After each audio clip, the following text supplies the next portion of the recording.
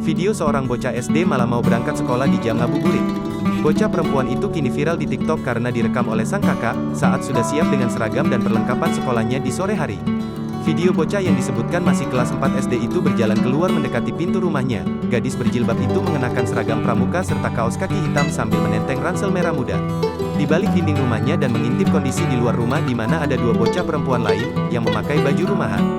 Sang kakak yang berjalan dari belakang membawa kamera tertawa, melihat tingkah kocak adiknya tertangkap kamera adiknya itu sedang berbicara dengan dua temannya, di luar rumah dengan ekspresi wajah penuh kebingungan rupanya ia belum sadar, setelah bangun dari tidur siang hari masih sore bukan pagi yang seperti ia kira.